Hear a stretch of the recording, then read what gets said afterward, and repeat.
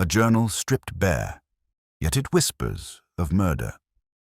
Welcome to Rust Evidence. I am your host, Silas Wren. Drop a comment with where you're watching from. Hearing from you makes this adventure special. The trail begins here. It had rained through the night, the slow, steady kind that soaks into everything. Pavements, shutters, and bones alike. By morning, Paris wore a damp grey coat, and the air still held the smell of wet stone. Maigret sat in the kitchen, shoulders hunched slightly over his coffee, watching steam curl from the cup.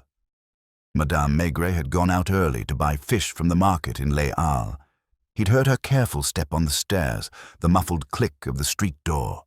On the table lay yesterday's newspaper, folded open at the weather report he hadn't read, and beside it, a thin cigarette burning in the ashtray, forgotten. He was not due at the Quai des Orfèvres until later, yet he had put on his dark overcoat and scarf as though the decision to leave might come at any moment. The pipe he'd cleaned last night sat by the sink, waiting. The flat was quiet in a way it never seemed to be when Madame Maigret was in it. He found himself listening to the ticking of the kitchen clock and the faint groan of the water pipes from the building's old bones. For no particular reason, he was thinking of a bakery he used to pass each morning when he was a young inspector in Montparnasse. How, in winter, the windows would steam over by 5:30. It was almost 9 when the telephone rang. Not a shrill sound, but a persistent, businesslike buzz from the sitting room. He let it go, once, twice, before getting up, shuffling in his slippers. The voice on the other end was hesitant. "Chief Inspector, this is Inspector Lognon. Sorry to trouble you." Lognon was not a man to call without reason. His very nature resisted disturbing anyone, particularly superiors, unless he was certain. "There's something odd. A man brought a bundle into the station this morning. Said he'd found it near the Pont de la Tournelle. A few old clothes and a notebook, well, more of a journal. No cover, just the inside pages. Looks like it's been torn away from something." Maigret leaned against the doorframe, pipe stem between his fingers, though he had not lit it. And, Lognon cleared his throat, it's not the writing that's strange. It's the dates. They stop in the middle of a sentence. The last entry is 4 days ago, and the tone of it. He hesitated. It's like the writer knew something bad was about to happen. Maigret let a moment pass. Outside, the street below showed its wet cobbles, a cart rattling past. "You've read it, then?" "Only a few lines. I thought, well, perhaps you'd want to see it yourself." Maigret replaced the receiver slowly, standing for a moment in the center of the room. There were cases waiting on his desk. Reports to sign, memos to answer, but this was not a request born of procedure. Lognon's voice had carried that uneasy mixture of curiosity and discomfort that usually meant the facts were not quite facts, yet only a mood, a tremor under the surface. When Madame Maigret returned a few minutes later, brushing rain from her umbrella, he was already in his coat, pipe in his pocket, hat tilted low. She looked at him with mild surprise. "Work?" "Something like that," he said, and bent to kiss her cheek. By the time he reached the Quai des Orfèvres, the rain had picked up again, thin needles carried sideways by the wind. The river swelled darkly under the bridges, and barges moved sluggishly against the current. In Lognon's small office, the journal lay on the desk, a sheaf of unbound pages, edges frayed as though it had been ripped from a stitched binding. The paper smelled faintly of damp and something else. Cigarette smoke, perhaps, or the ghost of perfume. Maigret picked it up, feeling the weight of it in his hands before reading the first lines in the cramped, slanted hand. It began without preamble. "It's colder now. I've stopped looking over my shoulder in daylight, but at night I still hear footsteps. I think they know where I go on Thursdays." He closed the pages after only a paragraph. "Not yet. Better to let the words settle before they became too sharp." "Who found it?" he asked. A cooper, name of Villon, lives near the quay. Said it was wedged under the railings by the water. Maigret nodded, not committing himself to any expression. Outside the window, the rain was falling harder. He decided, without quite deciding, that he would walk to the Pont de la Tournelle himself before returning to his desk. Some things were better understood with wet shoes and the smell of the river in your nose. And so the day began to lean slowly toward whatever waited behind those pages. He left the building without hurry, as if a few extra seconds of rain on his hat brim might make the city speak more clearly. The journal sat inside his coat, against the lining, a modest weight over his heart. The lift was out of order again, but he preferred the stairs in any case. They gave him time to settle what he knew from what he felt. Outside, the pavement shone with a skin of fresh water, reflecting a thin, bruised sky. An omnibus lumbered past, shedding people who looked immediately smaller in the weather, their shoulders foreshortened by the need to keep dry. He walked along the quays, pipe unlit between his teeth, the bowl warm from his hand. It was not far to the Pont de la Tournelle, and his feet knew the way of their own accord. The river wore the same color as morning coffee left to cool, dull, uninviting, and it moved with a steady, indifferent patience under the arches. He stopped twice to look at the barge lines where they looped over iron rings, the thick ropes swollen with damp. Near the base of the bridge, where the stone met the downward slope of the embankment steps, a cluster of cigarette butts clung to a margin of moss and grit. One had lipstick on it, not red, more a tea-colored stain. He let his eyes move over it without picking it up. A different Maigret, on a different day, might have told an officer to fetch it in a paper, to mark it, to keep it, to send it off. He only noted its existence, and that there were 3 others without lipstick and 1 stub of a cigarillo crushed with an anxious foot. Inspector Lognon had not exaggerated the oddness of the journal. In the pocket of his coat it had warmed a little, and when he drew it out and held it under the thin shelter of the bridge's stone lip, the damp smell rose like a ghost's breath. The edges were frayed and woolly, as if abraded by cloth. The inside leaves were dry enough, the ink lines unblurred. That meant it hadn't been long in the open or had been wrapped against the weather. The man who'd brought it, Villon, a cooper, had said there were a few old clothes. In Lognon's office there had been none. A small thing, but small things were where this sort of business started. The steps down to the water were slick with slime. At the bottom, a railing ran along a low wall where, in summer, one could lean and smoke in comfort while watching the tourist boats slide past. Now, a woman in a coat too thin for the day stood with an umbrella that had lost one of its ribs. She watched the water the way people look at the end of conversations.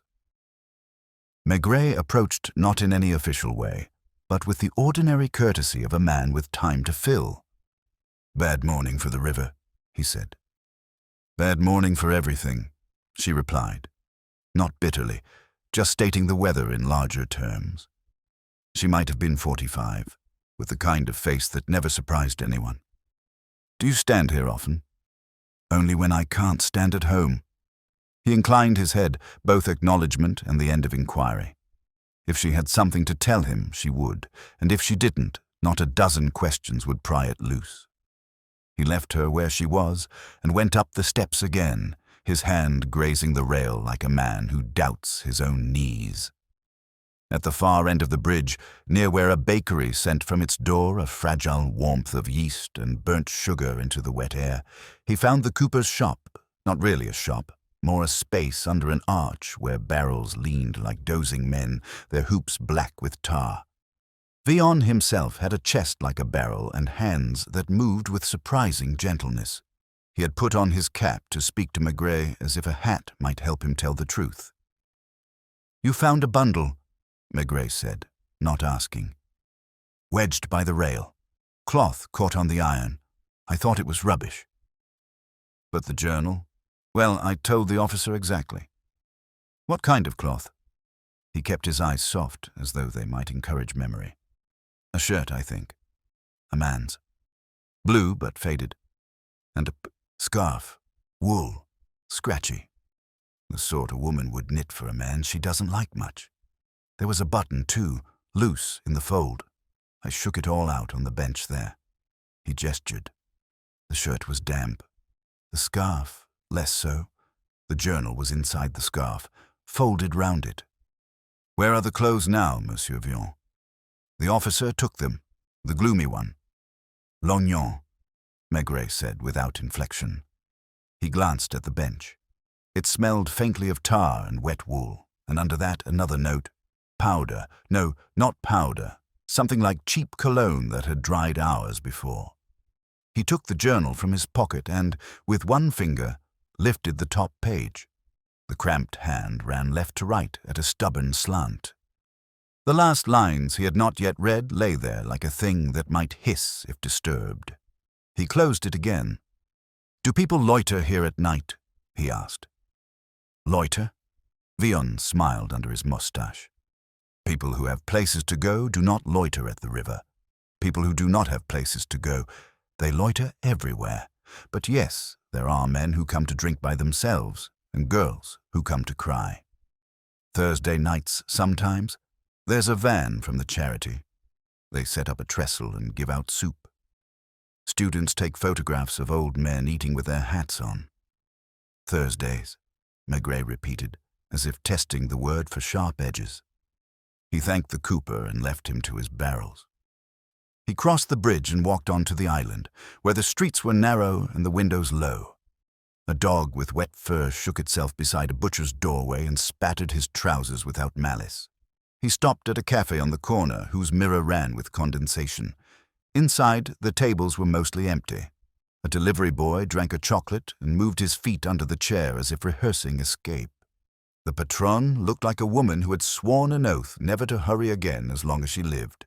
He ordered a beer, because beer sat with him better on a raw morning than coffee did, and when it came, he held the glass for a moment without drinking, letting his hand warm as if on the flank of a docile animal. "Do you see the river from here?"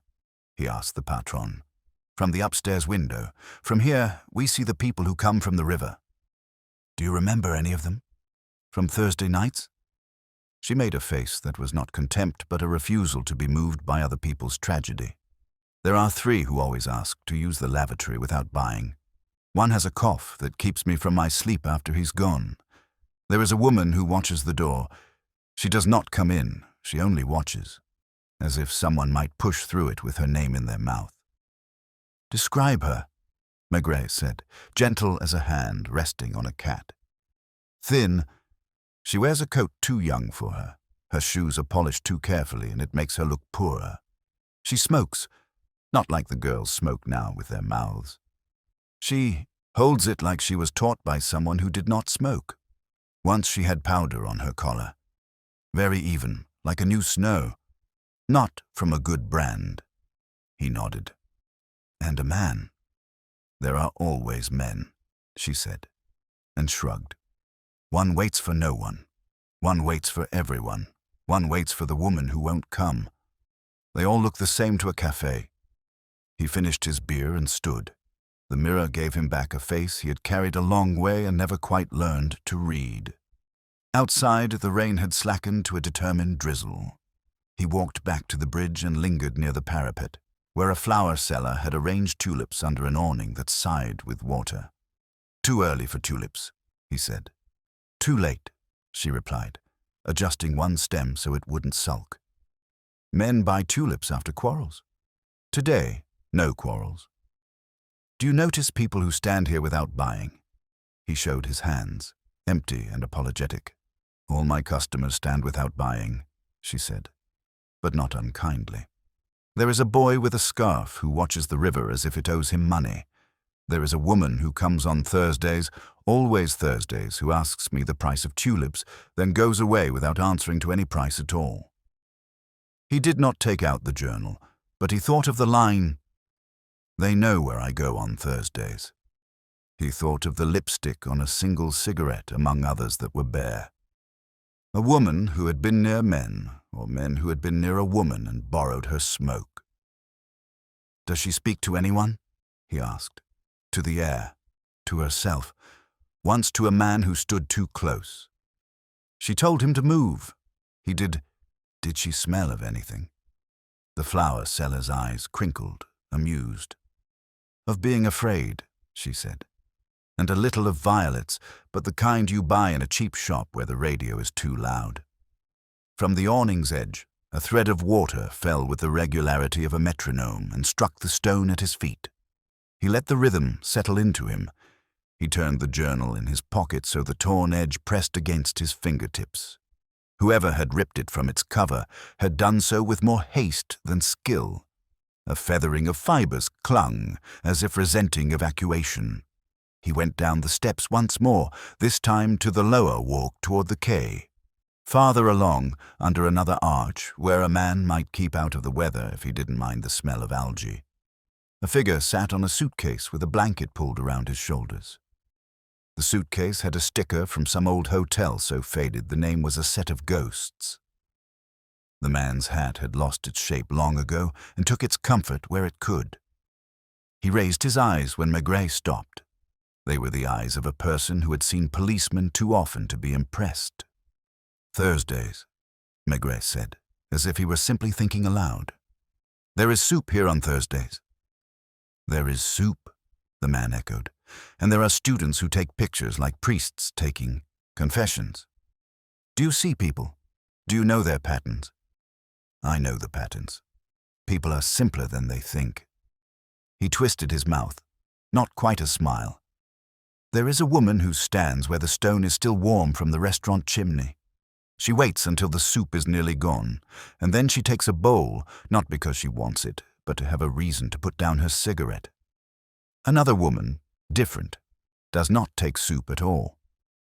She walks past twice like a cat that won't look at what it wants. She looks at the bridge as if something were written there. She wears a scarf that has been washed too often. The wool has given up. Last Thursday, she was here," he said. "And the Thursday before. Last Thursday she had a man with her, only for the second pass. He spoke and she didn't answer. He walked away as if he'd forgotten why he'd stood there. She pressed something to her chest. Paper, maybe. She kept it under her scarf." Maigret felt the journal against his ribs again, absurdly like a mirror of that gesture. He nodded, thanked the man, who took the gratitude with the economy of those who have no use for it, and moved on. By the time he reached the steps up to the roadway, his shoes were wet through. He liked the feeling. It made him present. At the top, a delivery van idled near a doorway where a brass plate announced a small pension. The curtains in the downstairs window were cheap lace in the pattern of grapes. A concierge with a hairnet like a wire bird cage watched him from behind the glass, and then, deciding he was not a threat, or possibly recognizing him from a newspaper photograph, opened the door a cautious hand's width. "We don't have rooms," she said. "I'm not looking for rooms." "Then you are lost." He gave her a card, not because she needed it, but because a card has a way of smoothing the next sentence. Her face changed by a fraction. The wires under the hairnet did a small dance. "We don't have trouble here," she said, as if it were a law she enforced personally. "I believe you," he replied. "On Thursdays, do your lodgers go out?" "They go out when they like," she snapped, but then something eased, and she added, "On Thursdays, the piano teacher on the second floor goes to her sister. On Thursdays, the gentleman in 15 comes back late. On Thursdays, the girl in 10... She stopped. "The girl in 10? "She has visitors," the concierge said, and set her mouth into a shape meant to discourage further inquiry. "A cousin. Perhaps a cousin. He wears his hat too long inside." "Does she smoke?" "She does not, which is a pity. A woman who does not smoke has nothing to do with her hands, but sometimes she returns with the smell of smoke. I keep vinegar for the curtains." The staircase behind her shed its light grudgingly, like a cat that agrees to share its chair. Somewhere on the first floor a tap was turned off, and the silence that followed was thicker than the water had been. He did not ask to go up. He did not need to, yet. The concierge, relieved without showing it, shut the door so softly it was almost a caress. He stood a moment longer under the small balcony. The rain had paused as if to draw breath. Across the street, behind a window where the shade had been lowered too quickly and caught on a warped slat, he saw the pale oblong of a face, a woman's perhaps, watching the bridge with the direct, unembarrassed stare of someone waiting for the next part of a story she already disliked. He did not wave. He adjusted his hat and turned his collar up against the day, and as he walked back toward the Quai des Orfèvres, he felt the journal's uneven edge against his chest and thought of a line in a stranger's hand. I've stopped looking over my shoulder in daylight, which was never the moment to stop. By the time he reached his office, his socks had taken on the river and decided to keep it. He did not change them. He hung the coat on the peg behind the door and set the journal on the desk as one might set down a small, docile animal that might still bite. The windows were filmed with moisture. Beyond them, the grey Seine dragged its damp skirts past the Ile de la Cité. He lit the stove, not for heat so much as to make the room feel less like a culvert, and only after the first obliging clank of the pipes did he sit and begin to read. The handwriting was the same throughout. Tight, stubborn, the lines leaning forward as if the words were hurrying away from what followed them. The earliest page began 2 months ago, jumped 3 days, then 2, then settled into a rhythm that repeated a word like a refrain. Thursday. Not each entry, but enough to mark the week with a small nail. Thursday again. He stood further back this time. I told her I would not be there next week, and already I'm counting the days to lie to her again. It is the only thing that keeps me from walking across the bridge and putting an end to both of us. He paused to fill his pipe and did not light it. The bowl felt familiar in his palm. The weight of the journal on his thigh was unfamiliar and companionable. He turned a page. I have started buying flowers I don't give her. Tulips because she thinks roses are theatrical. I bring them to the room and watch the petals open as if the flat were breathing too loudly. The concierge sees me with them and thinks I have a wife. Perhaps I did once. Perhaps a wife is a thing you carry in the way you stand under a doorway. The room. The pension with the grape-patterned curtains. He considered the concierge, the wire birdcage of hair, the reflexive possessiveness over the stairwell. She would notice flowers. She would notice anything that walked through her door looking like an explanation. Another page, the paper slightly rough under his thumb where it had sucked up ink a little too greedily. The words had a tired pride that made no jokes. If I meet him, I will not raise my voice. He will think this makes me weak. Men who wear their hats too long in rooms always make that mistake. A hat worn too long. The cousin. He had not needed to prod the concierge to say it. It had come with the air of the stairwell. He turned another page and found a paragraph that ended in a line drawn hard across the paper, as if the hand had decided to stop the thought with a fence. It's Thursday, I told her. If you come, come alone. He checked the date. 4 days ago, Thursday. The last entry began under it, not a new date, but as if the writer had set down the pen and then, hours later, hours that might have lasted only a breath, taken it up again. I'm tired of pretending not to be seen. I'm tired of trying not to smell like the places I have been. If she brings him, I will... The sentence stopped there. The next line was a single stroke, as if the pen had found a pocket of roughness in the paper and hesitated. He let the book close of its own weight and leaned back. The room had warmed by a degree, enough that the smell of damp cloth from his coat had gone from intrusive to domestic. Somewhere, a typewriter rattled like a teacup in a saucer. He waited for the impatience that sometimes came like the ache in an old scar. It did not come. Instead, he felt a slow nudge, the way a large animal shifts in its sleep to remind you that it is there. He sent for Lognon, not with a note, not with the slam of authority, but by telling the duty sergeant, if he passed him, to let him know Maigret had beer on his breath and a question for him. Lognan arrived as if materialized by the suggestion of gloom. His coat drooped on him like a shelter he could not quite afford. He took a place by the radiator and looked at the journal as one looks at an unpleasant natural phenomenon. A small landslide, a leak through a ceiling. "Where are the clothes from the bundle?" Maigret asked. "In the property room," Lognan said. "Bagged. The scarf still smells like whoever it warmed, wool that has done too much work." "You took everything?" "Everything. The cooper didn't keep the button. He wanted to, but his wife told him not to be foolish." "A button," Maigret said softly. "Plastic. Bone. A cheap coat trying to look respectable." They let that rest a moment, the way one leaves a glass of water on a table to see if the sediment will settle. Maigret told him about the flower seller and the woman whose scent was violets sold where the radio played too loud. He told him about the man under the arch counting patterns, about the Café Patron and the powder on the collar like new snow. He did not say, "You see, it is ordinary." He did not need to. With Lognan, it was understood that ordinary was the whole point. "I walked past a small pension opposite the bridge," he added. "Grape lace curtains. A girl in 10 who does not smoke but smells of it. A cousin with a hat he keeps on indoors." "Which proves he is not a cousin," Lognan said.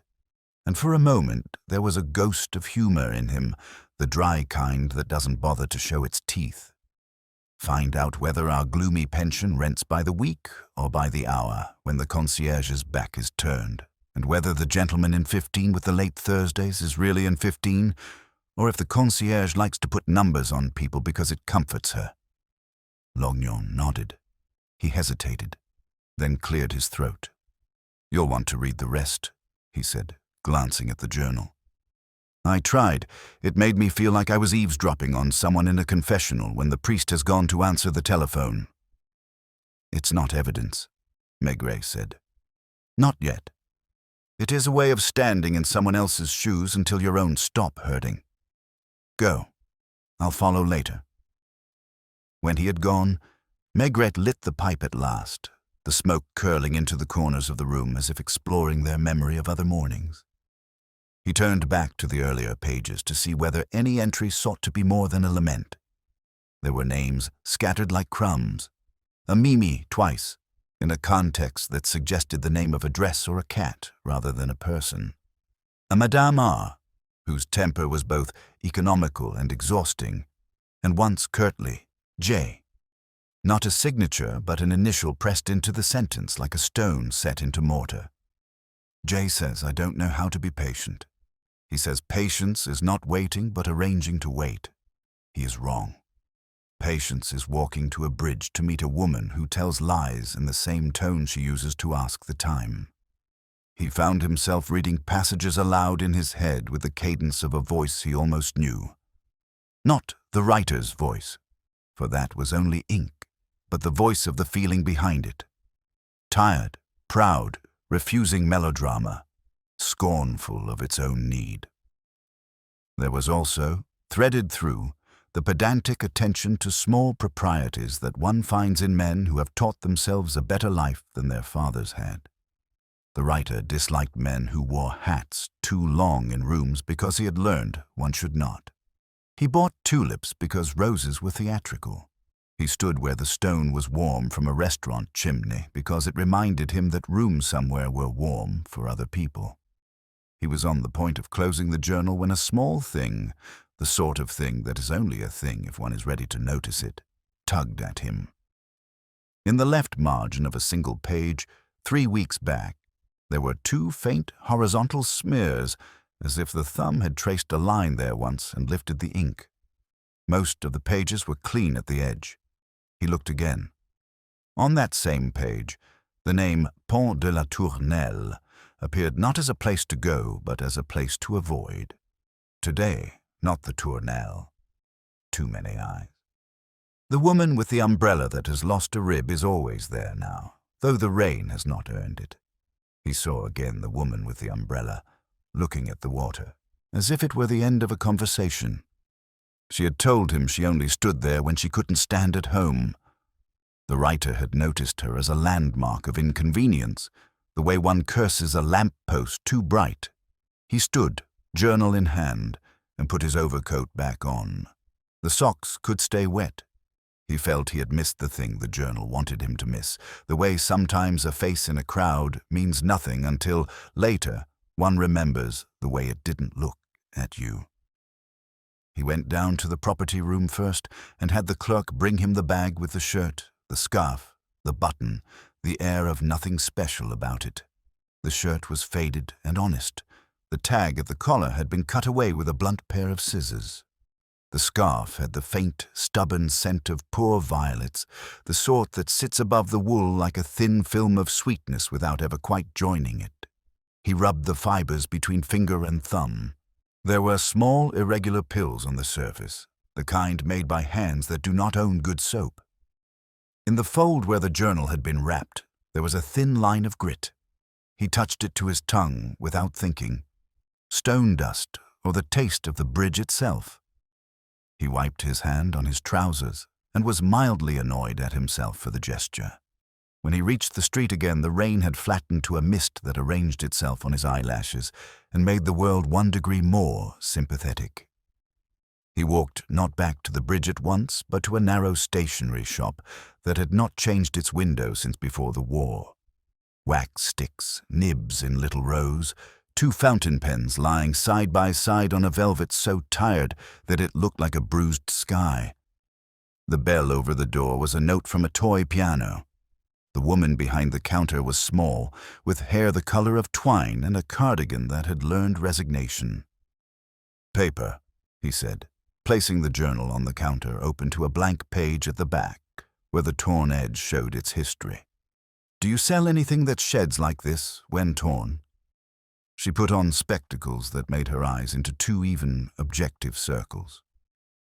"La Régente," she said after a moment. "We had it. We have it no more.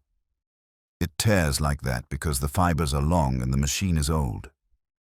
It makes a proud paper that wants to be a better paper. Who buys it?" She smiled in a way that was not unkind to the question. "People who should not spend money on paper but do." "When did you last sell it?" "Last month? No, 3 weeks perhaps." She considered. "A man who asked whether it bled under the pen. He said he wrote too hard. He wore a hat indoors." She made a little face. "I remember because I wanted to remove it from him with tongs. He smelled of cologne that was trying to be other things." "Violets?" "No," she said, certain. "Something that had to pretend to be wood and could not." "And another, a woman, a few days later. Thin. She didn't buy the paper. She asked whether you could buy just the cover of a journal. I told her no, that is a different sort of shop." She put her hand on the counter as if to steady herself. She had powder too light for her face and nails that were kept short for work. "Did she smell of violets?" "Only of rain," the woman said, and looked as if she might forgive rain for being what it was. He thanked her and stepped back into the day. The river lay to his right, patient as a draft horse. He walked toward the bridge not with urgency, but with the sense that one sometimes has of arriving at the same place by a slightly different road and seeing, this time, the one detail that proves all the other details were real. The woman with the bent umbrella was not there now. In her place, a man in a suit too big for him stood smoking and frowning at nothing. On the parapet, just where the cooper had said the bundle had snagged, a small fray of wool caught on the iron like a word caught in the teeth. He touched it, and it came free into his hand. Not blue, not gray, but the color of a navy scarf that had faded unevenly where it had worked hardest. He held it to his nose. The violets were almost gone now. Another scent lingered. Something mineral. A little sweet, like cheap soap used by someone who believes in being clean as a kind of dignity. He turned then and saw her without deciding to see her, the thin coat, the shoes polished too carefully. the face that never surprised anyone, coming along the lower walk with the river at her side. She carried no umbrella. Her hair was coiled tight against the head, as if let loose it would give something away. She did not look up at him, which was how he knew she had seen him. She went past the steps, paused, came back 2 paces, and then took them with care, keeping to the dry strip at the edge as if she knew where it always was. When she reached him, she stood as people stand near policemen, politely, warily, as if tomorrow had to be taken into account. "You came on Thursday," he said, making it neither question nor accusation. "I come when I can't stand at home," she answered, repeating herself without realizing it, or perhaps because it was still the truest thing she had. She glanced at the scrap of wool in his hand, and then at the journal tucked under his arm. "Is that his?" she asked, the pronoun too quick for caution. "It might be," he said. "He writes about tulips, about waiting, about hats kept on indoors." Her mouth moved in a shape that might have been a smile if the day had allowed it. He thought a man who kept his hat on in a room had something to hide. He thought that because he had never had a hat worth taking off. "You know him," he said. "I know what he wanted to be," she answered, and looked at the water. "What will you do with his pages? Will you weigh them and tell me how much he has left?" She said it not as a challenge, but the way one asks for the price of tulips and then walks away because any number is wrong. "I will read them until the person inside the word stands up in front of me," Maigret said. "When that happens, I will know what to do next." "Next," she repeated, and the words seemed to taste of something she had chewed too long. She looked at the bridge, then at the sky as if consulting a clock there.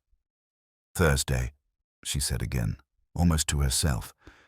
We said Thursday because it sounded far away. She put a hand to her collar, pressing it flat, and for an instant he smelled, faintly, the ghost of violets she had perhaps borrowed from someone else's coat once and not returned. "Come to the quay," he said very gently. "Not because I will ask you questions you don't want, but because it is raining, and my office has a stove that clanks when it tries to be helpful." She shook her head. "Not today." "When?" he asked. "Thursday," she said, and lowered her eyes and added, "If I can stand at home?" Then she turned and walked away with the precise step of a woman who has taught her feet not to betray her thoughts. He did not follow. He watched her go until she was only a dark thread against the stone, and then he looked down at the scrap of wool in his hand. He put it in his pocket with the journal. The day had settled into itself without revealing what it was made of, but that was all right. He could wait. He had arranged, too. He did not go after her. When she had passed from view and the bridge resumed its habit of being only stone over water, he turned back toward the quay with the feeling that the day had shifted its weight without standing up. At the office, he left the journal on his desk and wrote 2 lines on a slip of paper, not as an order, but as a thought set down where someone useful might see it. "Pension opposite Tournelle. Ask quietly for room 1015. Look for tulips thrown out. Find whether covers of journals are ever kept separate." He left the slip where Lognon would collect it the way a man leaves bread on a sill for the birds that do not admit they are hungry. He stayed an hour to deal with the things that arrive whether or not a man is thinking of other matters. A theft at a pharmacy where the owner had stolen from himself, a letter from a provincial commissaire complaining about transfers as if they were personal insults. He signed his name where it had to appear and left a blank where his patience could not. Noon had come and tilted past. The stove gave a last sensible clank, like a servant announcing that it had done its duty. He walked home through the sort of rain that refuses to be seen, and yet sits on your shoulders like a shawl. Madame Maigret had already set the table. The pot on the stove sent up a smell of leeks and potatoes that could have mended a quarrel if there had been one. She looked at his shoes and did not say anything about changing. She had long ago accepted that his socks sometimes belonged to the river until the evening. They ate in good silence, the kind that is not an absence but a presence that knows its place. After, she moved the vase on the sideboard to dust under it, and he noticed that the stems inside were old tulips, their petals turned in themselves like modest women at a dance. "You should throw those away," he said without thinking. She lifted one out delicately and shook her head. "They last longer if you cut the stems again and change the water, but people don't. They put them in once and hope. Tulips ask for attention." She looked at him from the corner of her eye, not prying, only amused at how men remember such things. "Anyway, those aren't ours. Madame Pomard from upstairs brought them down. She said her husband bought them on his way home and then forgot why. Men buy flowers to avoid having to say something." He let that rest, and then, because she knew to make space for it, he told her about the journal in a way that did not betray it, about a man who wrote too hard and a woman who stood where the stone was warm to save her bones. He told her about paper that tore with pride and a shop where the bell was a note from a toy piano. "You always know when a shop has been there a long time," she said. "The bells ring as if they have learned your name." She replaced the vase and straightened the cloth beneath it. If someone asked for a journal cover alone, she wanted to hide the inside of something, or to make the inside of something look as if it belonged somewhere else. "When I worked for the tailor's sister in Belleville, she put old covers over account books when she didn't want her husband to see how much she owed. In the drawer it looks like a prayer book. Men don't open prayer books unless they have to." "And violets?" he asked. "Cheap violets are how you tell a girl from a woman," she said, and smiled, straightening a fork that was already straight. "Girls wear them because they think they should smell like something. Women smell like what they have done." She tapped his hand with the back of her fingers as if to send him back into his weather. "Go on. You'll only pretend to read the journal if you stay." He left with the hat brim lower, the journal in its usual place, the scrap of scarf a grain in his pocket. On the stairs, a neighbor complained about a draft that he had felt all winter. Maigret nodded as if the draft deserved a hearing. Back at the quay, Lognon had been and gone. The slip of paper had a note in the margin in his careful, reluctant hand. 10 is occupied by a dressmaker's apprentice named Léa Moreau. 15 is a clerk named Roussel who returns late on Thursdays. Concierge says a cousin visits 10. Ledger entries paid irregularly. Kitchen bin contained tulip heads yesterday. Stems today. That last line had pleased him in spite of its sadness. It was like hearing the pipes clank in winter. He put the note with the journal and took both with him, not to the pension at once, but first to the stationer. He asked to see La Régente again and watched how the woman's thumb tested the edge where the fibers showed. He bought a single sheet, not because he needed it, but because sometimes an object sits better in the mind if it sits briefly in the hand. By late afternoon, the rain had set into itself as if it meant to live there. The pension's brass plate looked as it had before, only more honest about being rubbed by hands that could not afford gloves. He pressed the bell. The concierge opened as far as she had the last time, and no farther. "Again," she said, with the resigned pride of a person whose rules have been confirmed by the persistence of the world.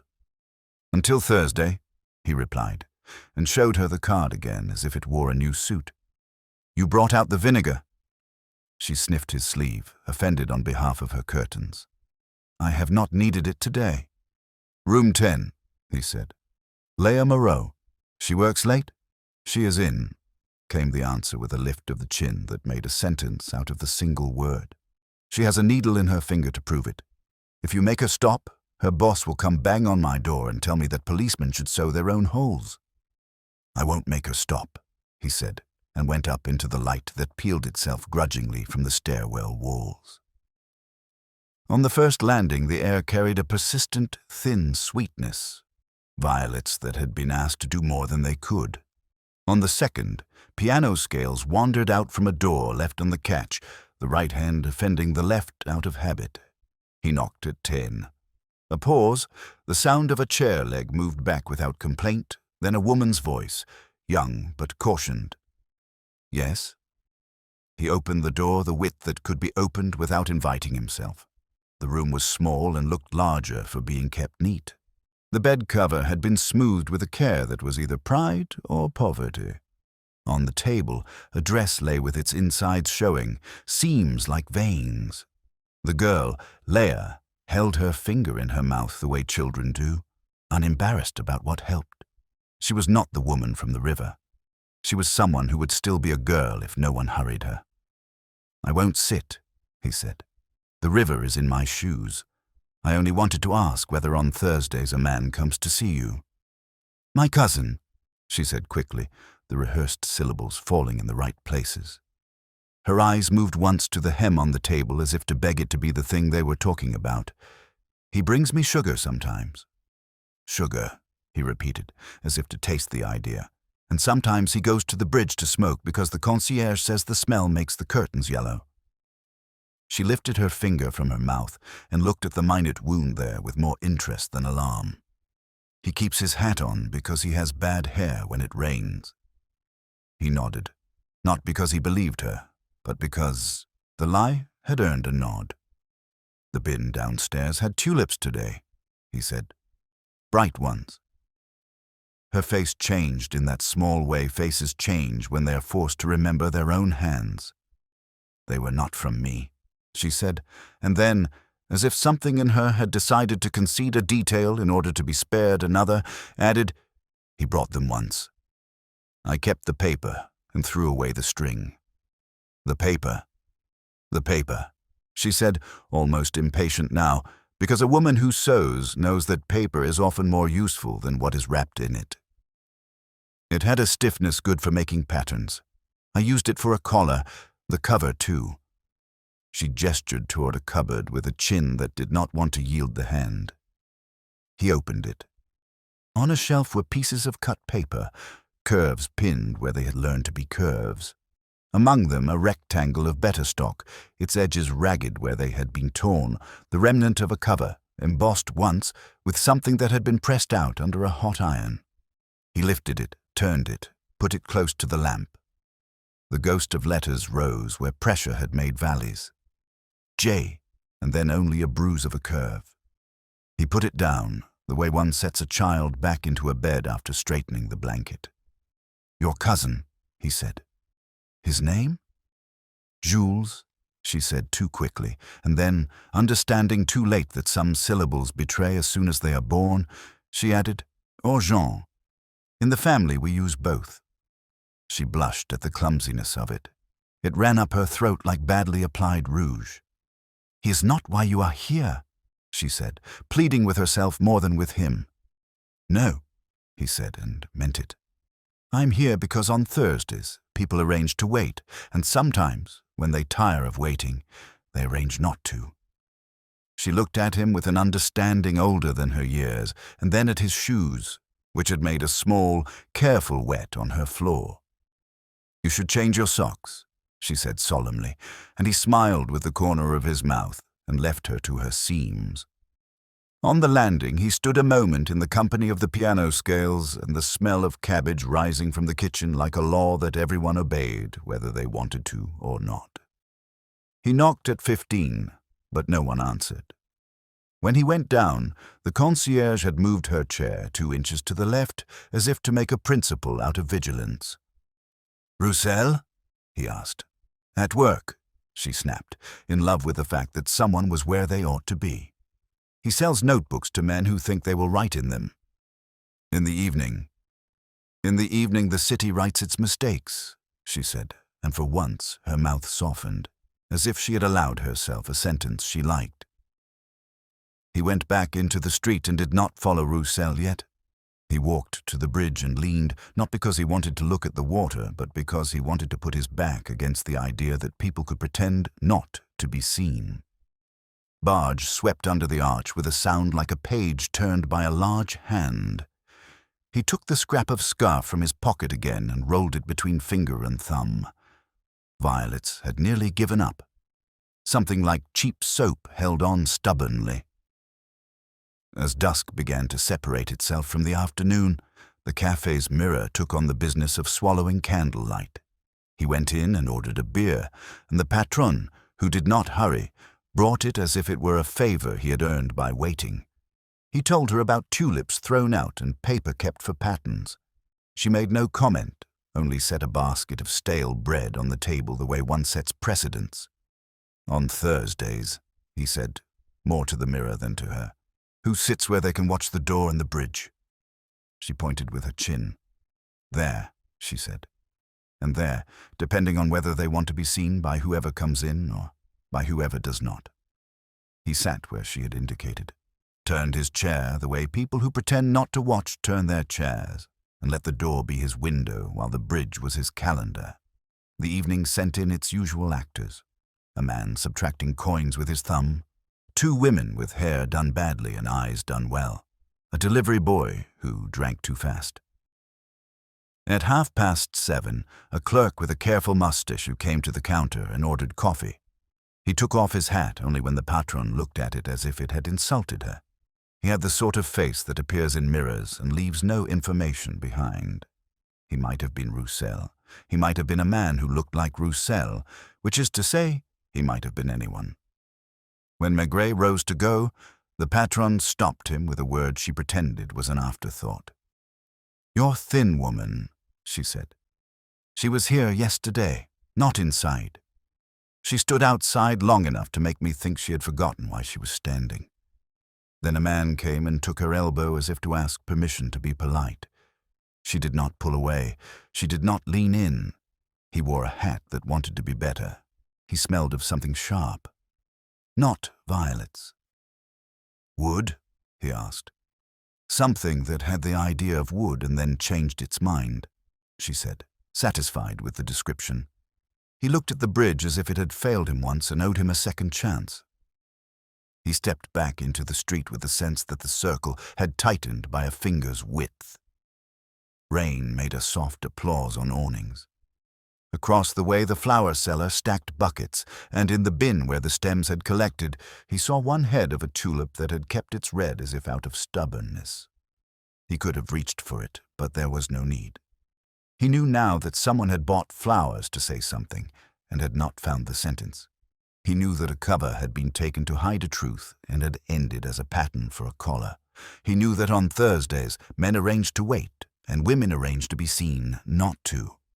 He did not know yet what had happened on the last Thursday, only that a sentence had broken off, and a man who wrote too hard had decided whether patience was waiting or the arrangement of it. He walked toward the river and thought of the woman's word at the bridge. Thursday. He would not summon her. He would lay the day out like a table and wait to see who sat where. He took out the journal and turned to the blank page at the back where the torn edge showed its small teeth. He wrote a single line in his slow, square hand, a reminder meant for himself as much as for the clerk in his head who kept accounts. Find the man who buys tulips and keeps his hat on, and ask him why he does not cut the stems again. Then he closed the book and put it back, and for a long moment he listened to the river as if it might remember for him what he had not yet allowed himself to see. Thursday arrived in a way that seemed to have been agreed upon by all the clocks in Paris. Without haste, without the drama of sudden weather, yet with the quiet insistence of something that had been waiting in the wings. The city's dampness had settled into the stone as if it had always been there. The bridge looked the same as it had every other day, which was exactly what made Maigret notice it more. He left the Quai des Orfèvres later than usual, not because of any delay, but because the waiting had to be correct. Too soon and the pattern might shift.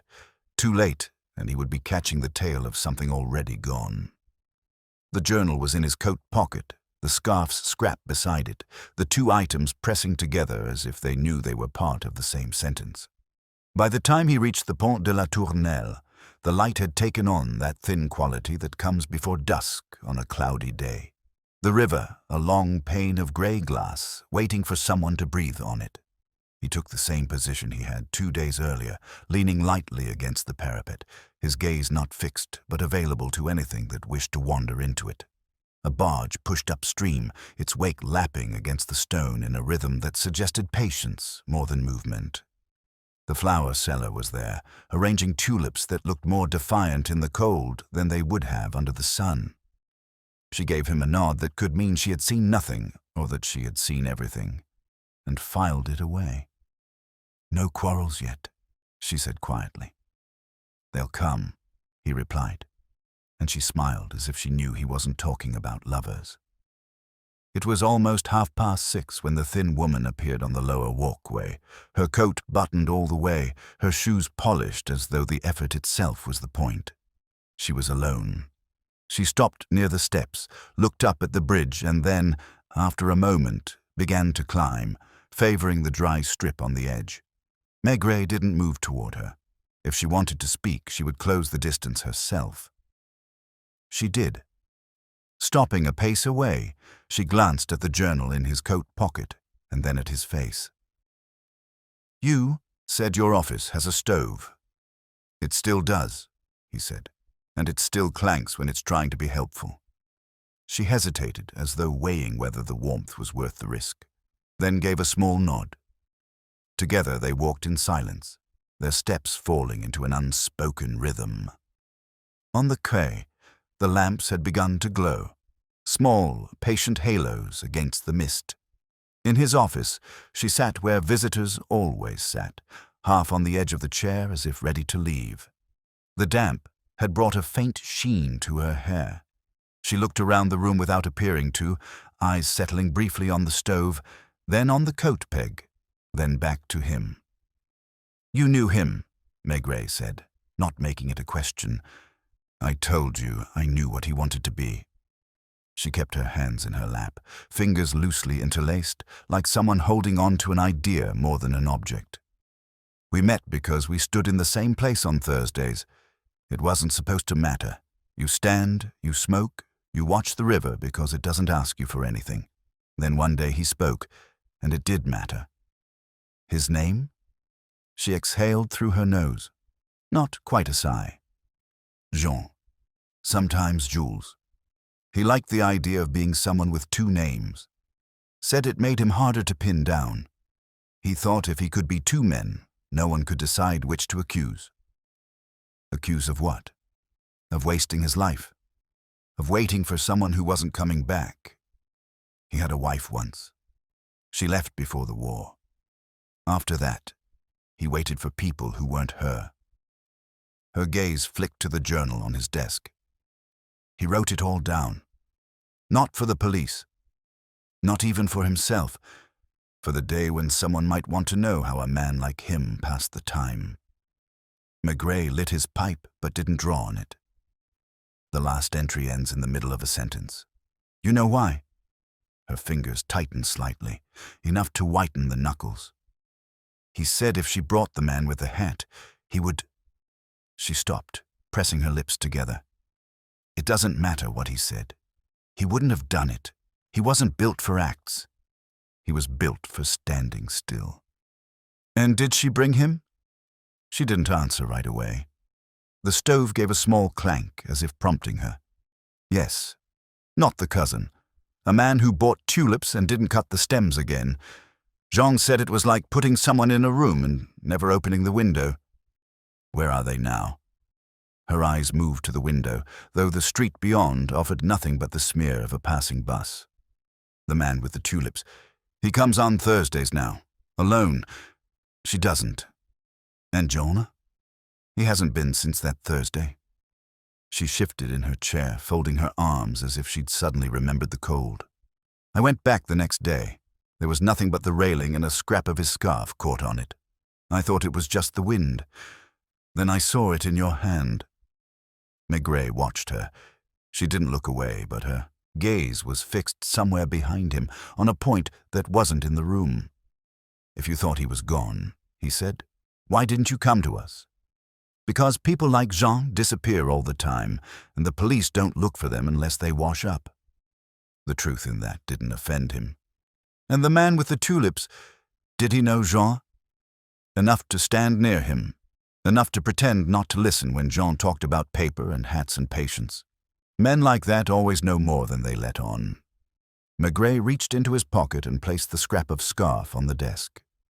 "You're sure this was his?" She nodded once, firmly. He said wool remembers the hands that made it. That one was his mother's. The clock on the wall marked the hour with a slow, deliberate tick. Outside, the rain had returned, soft enough to be mistaken for mist. "Will you tell me if you see him again?" Maigret asked. Her eyes came back to his. "Jean?" "The man with the tulips." She hesitated, then said, "Yes, but I won't wait for him." When she left, the room seemed to hold her shape for a moment before resuming its usual air of pipe smoke and damp paper. Maigret sat, turning the journal so that the torn edge caught the light. He thought of the stationer's remark, about the man who asked if the paper bled under the pen. He thought of the concierge's ledger, the irregular payments. And he thought of the tulips, their stems never cut, opening in stale water until the petals gave up. The pattern was narrowing. He could feel it in the way certain names had stopped appearing in the ledger of his mind, while others pressed forward. Jean, Jules, Roussel, each occupying a corner of the same room without looking at the others. The woman from the river and the dressmaker's apprentice, both linked by things they claimed not to own. And the man with the hat, present in every conversation without ever being named. He stood, put on his coat, and stepped back into the night.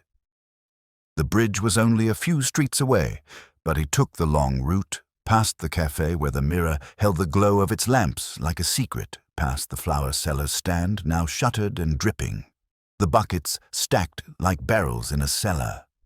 The rain had polished the cobblestones to a muted shine. At the parapet, he leaned again, letting the damp air press against his face. On the lower walkway, a figure in a hat paused under the archway, lit a cigarette, and stood watching the water. The match flared briefly, catching the line of his jaw, the careful mustache. He did not look up, but Maigret knew he had seen him. The posture was too deliberate, the stillness too arranged. He stayed until the cigarette was finished, until the man flicked it into the river and turned away, disappearing under the bridge toward the island. Maigret did not follow. Not yet. The waiting was still in place, and he had arranged to keep it there until it broke. The man's silhouette dissolved into the shadows beneath the bridge, the faint scrape of his shoes swallowed by the sound of the river working against the stone. Maigret stayed where he was, his elbows resting on the cold parapet, the moisture from the stone creeping into the sleeves of his coat. He didn't need to follow. There would be another time, and the man would walk the same path again. People who arranged themselves so carefully rarely changed the choreography unless they were forced. When he finally turned away, it was not toward home, but toward the Quai des Orfèvres, where the journal waited like an unopened letter. In the quiet of his office, he put the stove to work, its first hollow clank sounding almost like approval. The pipe smoke settled into the corners while he opened the journal to the earliest entries, letting the words drift over him without hurrying to pin them down. Jean, or Jules, wrote as though he were always speaking to someone who might never read what he'd written. There was a deliberate absence of names, replaced by hints. The one with the bad hat, the one who stands too close to the railing, the girl who keeps her hands clean but smells of violets. Maigret could see them all in the half-light of the riverbank, their silhouettes flickering between fact and memory. He went back to the page where the sentence ended. "If she brings him, I will," and read it again, then again, each time pausing on the will, the word hanging there like a door left ajar. He tried to imagine Jean's state of mind in the moment of interruption. Someone could have called to him from the quay. He might have looked up and seen her, or the man, or both together. The pen had been lifted, but never returned to the paper. That space, as much as the words, was part of the story. A knock at the door brought him back. Lognon stepped in, dripping from the mist, his coat sagging with water. He placed a folder on the desk without ceremony. "Roussel?" he said. Maigret opened it slowly. Inside was the man in the hat, a small, unremarkable photograph from an identity card. The moustache was neater in the picture. the gaze direct in a way that men practice for official documents. Born in Limoges, 39 years old, unmarried, occupation listed as commis voyageur, a traveling salesman. He's been living at the pension for 4 months, Longyon said. Pays cash. Sometimes late, sometimes early. Never the same. Travels 2 or 3 days at a time. No one's sure what he sells. And Thursdays? Back by late afternoon. Leaves again after an hour. Comes home around midnight. Always alone. Maigret tapped the photograph with his thumb. Does he buy flowers? Once, last week. Tulips, from the stand near the bridge. Paid with coins, exact amount. Didn't take paper or string. That fit, but in a way that was almost too neat. Anyone ever see him with Jean? No one remembers them speaking, Longyon said. But they were often in the same place. That's enough to notice without noticing. Maigret closed the folder and slid it to one side. Watch him tonight, not close. Just see where he goes when he leaves the bridge. Longyon nodded and left without asking questions he knew wouldn't be answered. The rest of the evening passed in a slow, steady rhythm. Maigret read the journal from start to finish for the first time, resisting the urge to pause and interpret. He let the voice wash over him until it settled in his mind like the pattern of the bridge stones underfoot. There were Thursdays described in fine detail. The light on the water, the way the wind came around the corner of the quay, the smell of roasting chestnuts from a cart. And there were Thursdays that were only a line or two, as if the writer had been too restless or too disappointed to say more. Near the end, 3 entries before the unfinished one, a single sentence stood out. He stands where the railing dips, as if it might give way if he leans too far. That was a precise observation, and in it Maigret felt a kind of premonition, whether of accident or intent, the words didn't say. At 9 o'clock the telephone rang. It was Longyon, his voice low and dampened by the street noise behind him. He's here, hat pulled low, collar up. Smoking, looked at the water for 10 minutes, then crossed to the island. Now he's headed toward Rue Saint-Louis-en-l'Île. Keep your distance, Maigret said. I'll meet you there. He took the journal with him, slipping it into the inside pocket. The streets glistened under the mist, the lamps making soft circles on the pavement. He crossed the bridge, the water beneath breathing quietly in the dark. On Rue Saint-Louis-en-l'Île, the shop fronts were mostly shuttered. The few cafes open at that hour spilled yellow light onto the cobbles, voices muted by the damp air. He saw Longyon first, leaning casually against a doorway, his gaze angled toward a small bistro on the corner. Inside, through the fogged window, was the man in the hat. He sat alone at a table against the wall, the tulip-red lining of his scarf just visible where it had slipped open at the neck. In front of him was a half-finished glass of wine. He wasn't eating. His eyes moved, not around the room, but toward the door each time it opened. Maigret didn't go in. He stood across the street, the journal in his pocket like a quiet reminder. After 20 minutes, the door opened again and the thin woman stepped inside. She shook the damp from her coat, looked once toward the bar, and then directly at the man. No greeting, no surprise. She sat opposite him, her movements measured.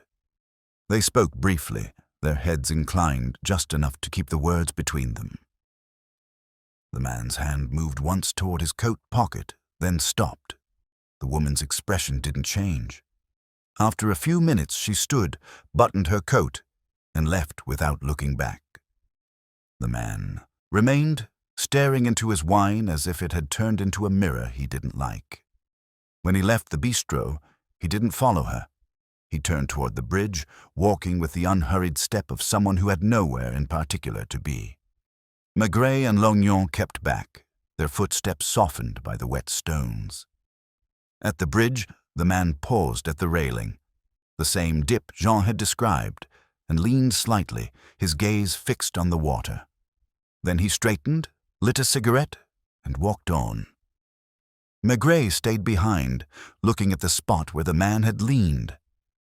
The railing was solid, but the stone beneath it bore a faint scrape, as if someone had pressed against it harder than usual. He ran his hand over the mark, the moisture clinging to his palm. It was late when he returned to the office. The journal lay open on the desk where he placed it, the torn edge catching the light once more. He thought about the man with the hat, the woman's brief visit, the uncut tulips, and the sentence that ended before it could explain itself. All of it was leading towards something that had already happened, something the river knew but would not yet give back. He poured himself a small glass of beer from the bottle he kept in the drawer and sat by the stove, the clank of the pipes marking the time. Somewhere in the city, Thursday was turning into Friday, and the waiting would have to be rearranged again. But the pattern was clearer now. The man in the hat was not just part of the scene. He was the pivot around which the Thursdays turned. Maigret knew he would have to speak to him soon. Not to accuse, not yet, but to leave a silence in which the man might hear his own footsteps on the stone. For now, though, he let the stove's heat work into his bones and kept the journal open beside him, the unfinished sentence like a door he was content to leave ajar a little longer. Morning made the bridge look newly washed, the stone pale as if it had slept. The river had the obedient look it wears after a night of rain, moving as if someone had told it to be quiet. Maigret stood where the parapet dipped and put his palm flat to the cold. The scrape he had felt in the dark was there in daylight too. Not dramatic, not deep, only the sort of mark a belt buckle might leave if a body had been pressed hard against the stone. He did not trace it with his finger again. He kept his hands in his pockets as if it were his turn to wait for instructions. He walked the few minutes to the pension and stood under the little balcony until the concierge decided to recognize him. She opened the door as though it were an allowance. Her hairnet had migrated a centimeter. It gave her a look of having just heard an idea she distrusted. "Roussel?" he asked. "Out," she said, making virtue of it. "Since 7. He had his case." "What is in the case?" She looked offended, not at the question, but at the world that required her to answer it. "Bottles," she said. "Small ones. He sells scents to shops that cannot afford to smell like the shops women like to look in, and sometimes notebooks. He says the two go together because people who write about themselves like rooms that smell unlike themselves." The smell in the stairwell justified her. On the first landing, a sweetness hovered that was not flowers and not quite soap. Violette from a bottle that wanted to be remembered and failed. On the second, something sharper sat in the corners, the woody attempt that the patron at the cafe had dismissed with satisfaction. He went up to 15 and stood outside without knocking. He could hear nothing beyond the door but the fact of a room being empty.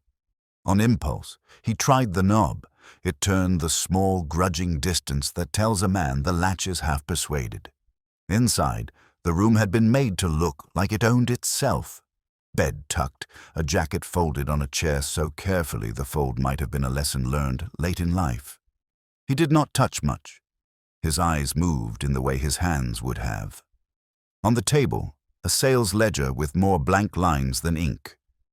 Droguerie M, Rue des Écoles. 6 flacons violettes, 3 bois gentils, paid cash. A slip of paper from the stationer with the toy piano bell. La Régente, 24 francs, 1 cahier, 1 packet of loose leaves, dated 22 days ago. Beside it, a narrow cardboard box that had once held tulips and now held nothing but a faint ring where water had stood. On the windowsill, pressed under a book about nothing in particular, a tulip head the color of an argument. He lifted the book and let the flower head be. It had flattened itself without complaint, as if it understood that being remembered was a two-dimensional business. Near the washstand, a towel hung with the orderliness of a man who tells himself he has habits. It smelled clean in the way cheap laundry does when it has done its best. The hat, the famous hat, hung on the peg, its nap brushed against the grain where a hand had passed too often without conviction. He set it straight with 2 fingers and stepped back into the corridor. He had left nothing out of place, and yet the room seemed to know it had been seen. On his way down, on the landing outside 10, he hesitated. Leia's door was ajar the width of a thread. Inside, the quiet industry of a needle moving through fabric announced itself without sound. He did not knock. He put his finger lightly to the wood and went on. In the hall, the concierge pretended not to be waiting. "He sells to the shop on the corner?" he asked, mild as a man making weather. "On bad days," she said. "On good days, he goes to St. Paul and makes the shop women laugh. On Thursdays," she added, and stopped, pleased to have remembered the rule. "He comes back to wash and to change his collar. At 6 he goes out again looking like he has somewhere to be." She sniffed. Most men look like that only on the day they die. He went to the corner droguerie. The window offered hair nets like veils for modest dreams, soaps that promised to forget what hands had done, and 2 pyramids of bottles with paper collars that said Violette and Bois Gentils in letters that had done their best with what the printer charged. The bell over the door rang like a newly trained bird.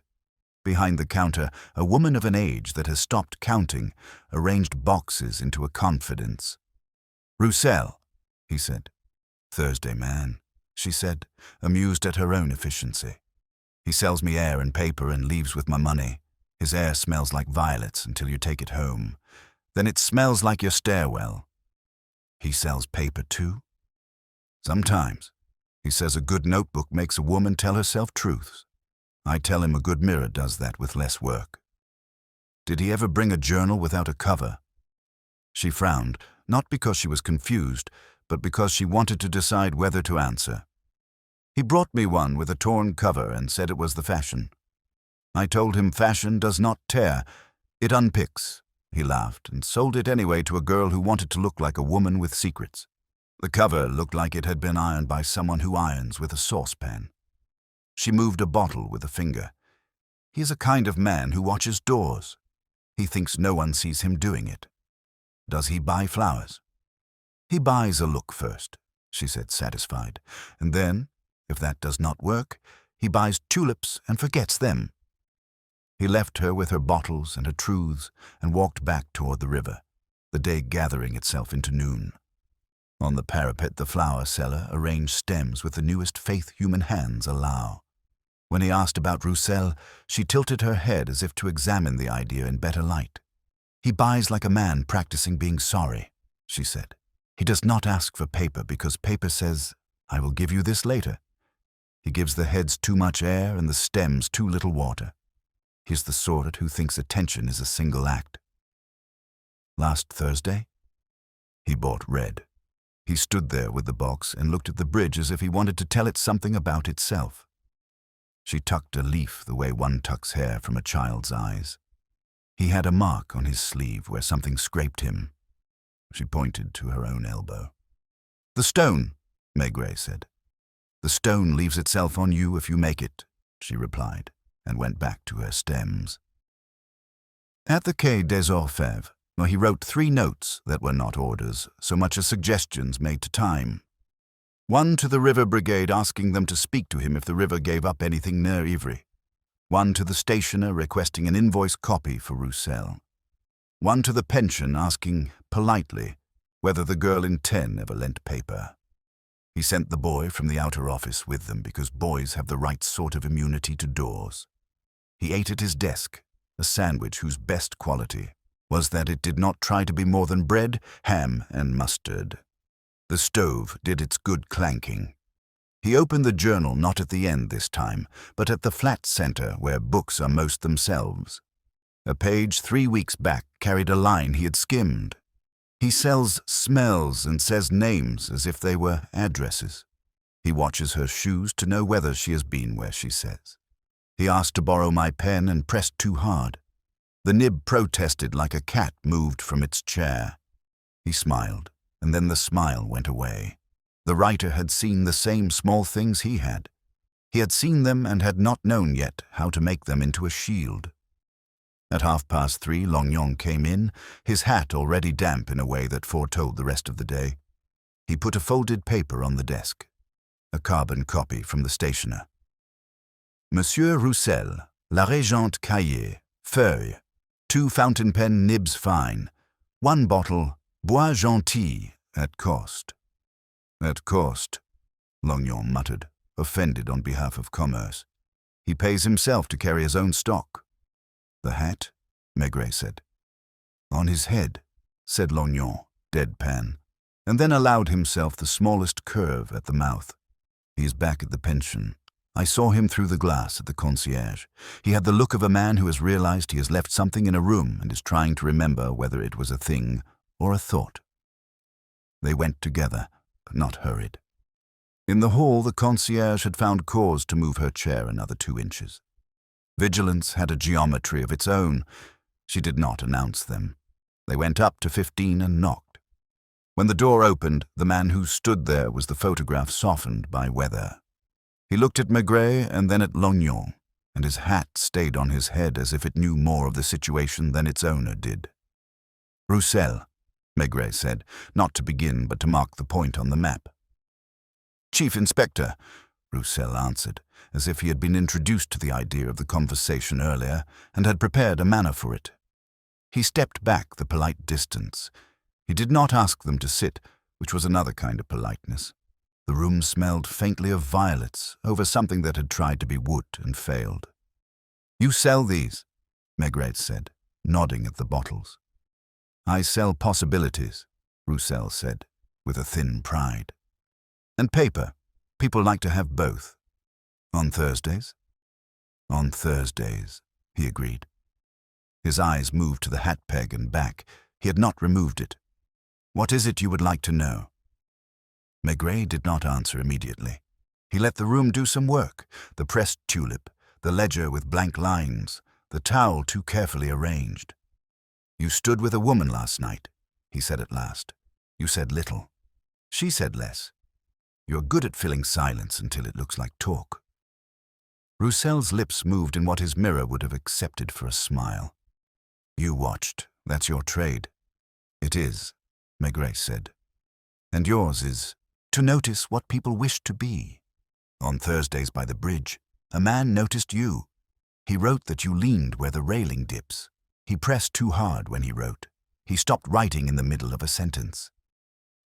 Roussel's eyes did not change, but something behind them did the arithmetic. He looked at the table as if the ledger might contain a simpler account. Jean, he said carefully. He was a man who collected his own weather. He had more patience than the day deserved. And you? Maigret asked. I have hours, Roussel said. Patience is for men who can afford to stand still. His gaze shifted to the windowsill and betrayed him to himself. We are talking about an accident, he added quickly, as if a door could be closed with a word. If anything happened, sometimes men walk and forget to stop. The stone remembers more than men do, Maigret said. Your sleeve had its dust on it. The bridge is narrow, he said, and then, almost irritably, do you accuse me of smelling like my work as well? The whole quarter smells like me before breakfast. Maigret did not take the bait. He shifted his weight the way a tree shifts in wind. You bought tulips, he said. You did not cut the stems again. You left them to open in stale water. Roussel's hand, which had been still on the back of the chair, made a small, helpless movement. I'm not a man for flowers, he said. I bought them to say a thing I could not say. I keep thinking that if I had said it, it would have been the wrong thing. The right thing would have been to do nothing, but I have never been a man for patience. And the journal? Maigret asked, gently now. You know it. I know that he kept one, said Roussel.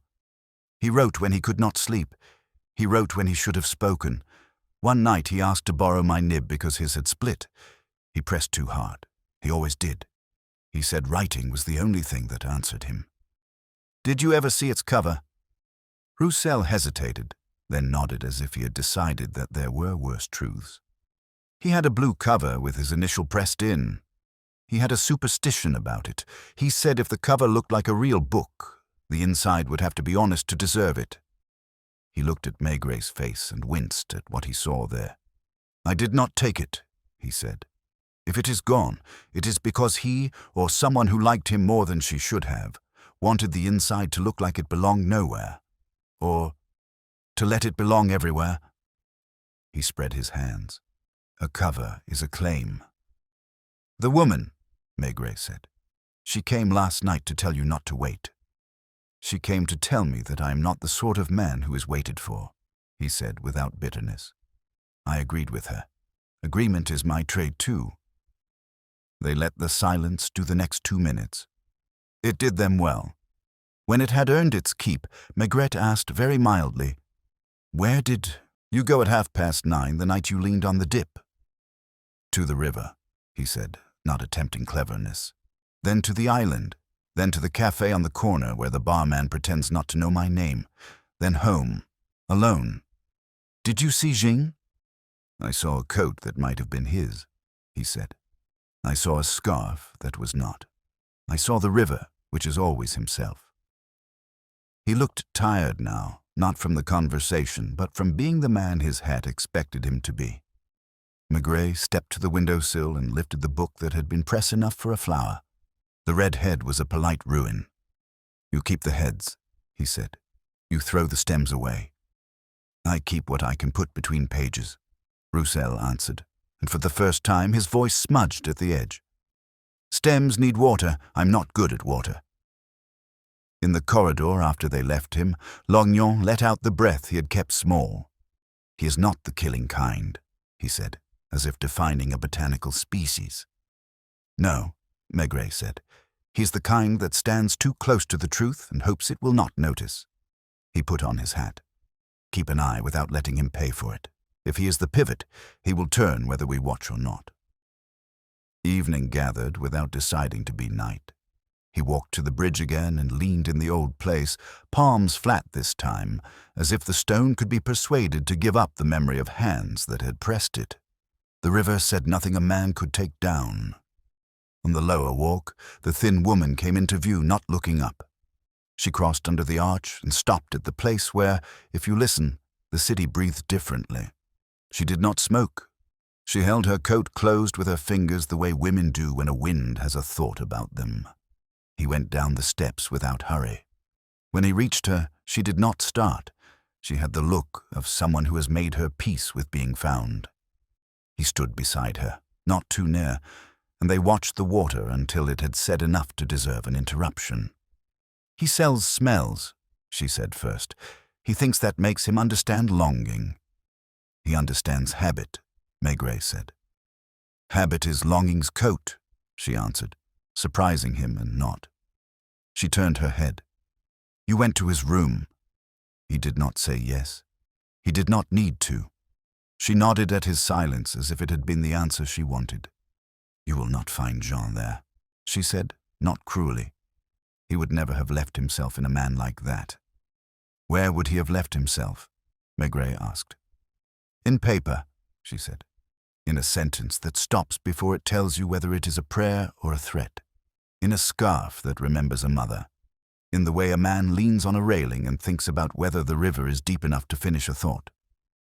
Her mouth tightened and then let go. If he went because Thursday finally caught him, not because a man in a hat pushed him. "Did you take the cover?" he asked, so gently it sounded like asking whether she wanted to sit. "I took nothing from him that he did not leave for me," she said, "and everything he left was too heavy to carry." They stood until the light lost interest. When she went, she did not say when she would come again. He did not ask. On the parapet, close to where the scrap of scarf had once been snagged, a thin thread of wool had returned, a hair caught on iron. He did not pluck it.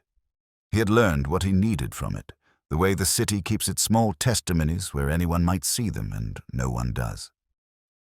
Back in his office, he sat with the journal open to the half sentence. The stove clanked as if gratified to be asked again. He thought of the scrape on the stone, the pressed tulip, The ledger with blank lines, the shopwoman's bell, the concierge's vinegar, the girl's paper collar cut from a cover. He thought of Roussel, holding on to the flower heads because he was not a man for water. He thought of Jean, who wrote too hard and stopped himself before he could say what he would. He took out his pen and, on a clean sheet, wrote a list with no numbers. River at Ivry. Roussel's sleeve. Stationer's invoice. Concierge's ledger. Woman's Thursdays. Then, after a moment, one more line. If she brings him, I will... He let the ink dry without blotting and closed the book on it, as if covering someone who had fallen asleep before finishing his sentence. The next morning was the kind of pale grey that made Paris seem unsure whether it had actually woken. Maigret lingered at the window in his kitchen, coffee cooling in his hand, watching the street below settle into its unhurried rhythm. Delivery boys, a woman with a paper-wrapped loaf, the concierge from the building opposite sweeping the same patch of pavement she swept every morning. Madame Maigret, arranging flowers in a glass vase, remarked that they wouldn't last long if the stems weren't cut again. He smiled at that, though it came with an edge. Too close to a thought he'd had last night about Roussel's tulips and what people do when they don't care if something lasts. At the Quai des Orfèvres, a note was waiting on his desk from the River Brigade. Short, factual, recovered male body, vicinity of Ivry, contact for identification. The paper smelled faintly of damp rope, as if the river had left a trace on it. He let it sit there for a moment, the weight of inevitability in it, before calling for Lognon. They didn't speak on the drive. The streets south along the river were empty enough to give the car an odd sense of being the only thing moving in the city. The water was swollen, muddied, the color of coffee grounds.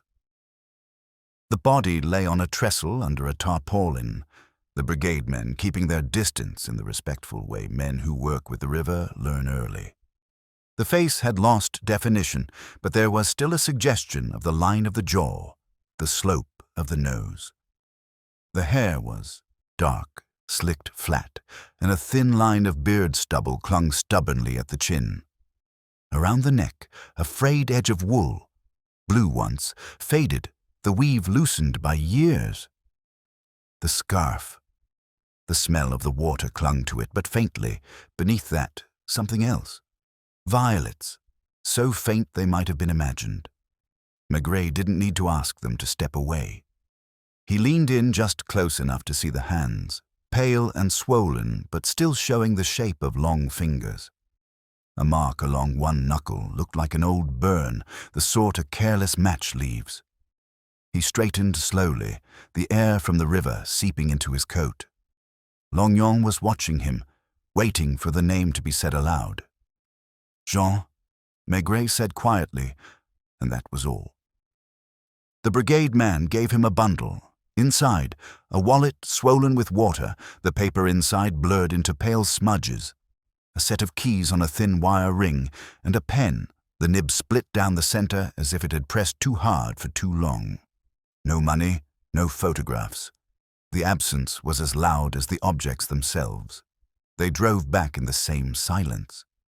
In his office, Maigret laid the pen beside the journal, the split nib catching the light. He imagined the last moment it had been used, the ink pulling in two directions, the unfinished sentence on the page. He thought of Roussel's voice. He pressed too hard. He always did. There was no urgency now in going to the pension, but he went anyway. The concierge met him with her usual stiffness, though something in her eyes said she'd been expecting him since she'd read the morning paper. "You've heard," he said. "I hear everything," she replied. "The girl in 10 cried last night, not the kind that makes a noise, the kind that gets into the walls. Roussel, out early again, did not take his case, walked like a man looking for something he already knows is gone. He climbed to 15 and knocked. The room was empty, the air inside holding the faint trace of violette that seemed now like a habit rather than a scent. On the table, the ledger lay open, a line half written and abandoned. Drogerie M, 6 flacons, no date, no amount. The jacket was gone from the chair. On the windowsill, the pressed tulip head had been removed, leaving only the rectangle of dustless wood where it had rested. When he came back down, the concierge handed him a small envelope without being asked. "He left this," she said. "Said if you came, it was for you." Inside was a single folded sheet of stationery from the bistro on Rue Saint-Louis-en-Lille.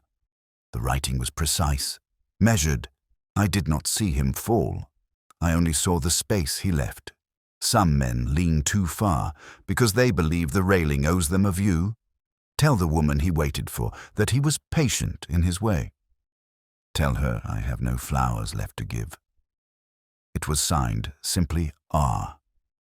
Maigret stood with it in his hand for a long moment, hearing in his mind the clank of the stove, the rain on the bridges, stone, the voice of the flower seller. Men buy tulips after quarrels. He slid the note back into the envelope and into his pocket. Outside, the air was cold and thin, the sky low over the river. He found the woman that afternoon at the lower walkway, standing in her usual place, coat collar turned up. She didn't look surprised to see him, only waited for him to speak. "They found him," Maigret said. "Downriver." Her eyes didn't flicker, but her hand tightened on the collar. "Did he?" "The river doesn't tell," Maigret said. "But he had his scarf." She looked away toward the water. "Then he meant to be found." Jean would never leave his scarf for the river to keep. He took the envelope from his pocket and handed it to her. She didn't open it right away. "From him?" "From Roussel," Maigret said. She turned the envelope over in her hands, then slipped it into her bag. "I don't want to read it here," she said. "The river would listen." They stood together in silence, watching the current. A barge passed under the bridge, its wake spreading in slow, deliberate arcs until it touched the stone.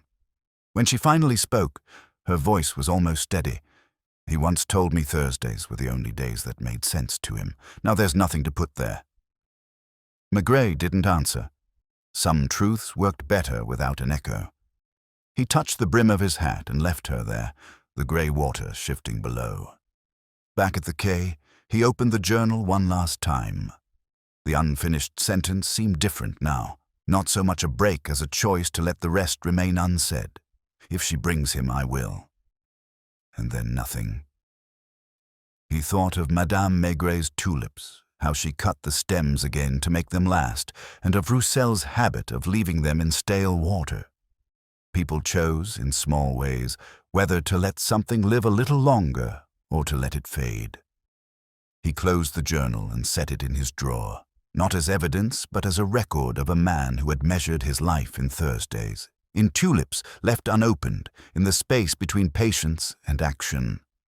Outside, the rain began again, light and persistent, settling over the city in the way the truth sometimes does, quietly, without fanfare, and too late for anyone to change it. The rain lingered into the next day, a thin, unambitious drizzle that seemed less interested in falling than in hanging in the air. Maigret left his coat unbuttoned as he walked from the quay to the bridge, pipe unlit in his mouth, the journal still in the drawer where he'd put it. There was no urgency to be here now, no official reason. Yet his feet found the way as if Thursdays were still keeping their quiet appointment. The stone where the railing dipped was slick with moisture. He laid his palm on it, feeling the chill through his skin, thinking of Jean's hand there, Roussel's sleeve, the faint scrape he'd seen in daylight. The river moved steadily below, unbothered by the absence of anyone waiting to meet it. A gull wheeled low, its cry quickly swallowed by the mist. At the lower level, a familiar figure appeared, not the woman this time, but the flower seller, her buckets clustered under the awning like tired sentries. She looked up at him, then beckoned without hurry. He descended the steps, the damp finding its way into his shoes. "You heard," she said when he reached her. "I heard," he replied. "Then you know what the river gave back." She wiped her hands on her apron. "I saw the other one yesterday. Hat man. He didn't come to buy, just stood over there, looking at the spot where the scarf had been. Didn't stay long. Did he see you? He sees everything, she said. That's his trouble. Maigret nodded, thanked her, and climbed back to the street. He turned toward Rue Saint-Louis-en-Lille, the air scented faintly by the mix of wet stone and the woody cologne that seemed to cling to Roussel's trail. At the bistro, the same table in the corner was empty, the condensation on the window unbroken by a hand wiping it clear. The patronne shrugged when she saw him. He's been here once since you came last. Sat an hour, didn't drink much. Left without saying goodbye. When? Day after they found the body. The street outside was quiet. He crossed to the pension, the concierge opening the door only after a long look through the glass. She had no envelope this time, no message, only a pursed mouth that suggested the place was lighter for someone's absence. Roussel? He asked. Gone, she said. 2 nights now. Didn't say where. Left money for the rest of the week. Took the hat. The room in 15 was stripped of anything that carried a personal claim. The ledger was gone, the pressed tulip gone, even the towel folded in its particular way gone. Only the faintest trace of violette clung to the air like a perfume bottle left open too long and then closed in a hurry. On the floor near the bed was a shred of paper, stationer's wrapping from La Régente. He picked it up, folded it into his pocket, and left. Back at the quay, he sent a note to the stationer. The reply came mid-afternoon. Roussel had been in that morning buying 2 more packs of loose leaves, a bottle of ink, and a plain cloth-bound notebook. Paid cash. No address given, no mention of leaving Paris. He sat with that for a long while, the stove breathing its low, regular heat, the notebook without a name, without a cover that carried an initial. It was unlike the one Jing had kept. It was the sort of book you could throw away without anyone asking what had been inside. When the telephone rang, it was the droguerie on Rue des Écoles. The shop woman's voice was amused and disapproving at once. Your Thursday man just left here. Bought nothing. Said he was going to the station, maybe take a train. Which station? He didn't say, but he smelled like rain. It was enough. Maigret put on his coat and hat, the rain now falling in fine slanted lines, and walked to the nearest taxi rank. He asked the driver to take him to Gare d'Austerlitz, though he wasn't entirely certain Roussel would be there. But Roussel was the sort of man who preferred departures that kept him in sight of the river. The station was busy in a damp, reluctant way, people shifting from foot to foot, clutching parcels close. Maigret moved slowly along the concourse, scanning the edges where a man might wait without looking like he was waiting. He found him near the far platform, standing with one hand on the handle of his case, the hat tilted forward, eyes on the rails as if expecting the next train to be something other than it was. Roussel saw him and didn't start. He inclined his head slightly, as though they'd arranged to meet here. Maigret stepped up beside him. Going somewhere?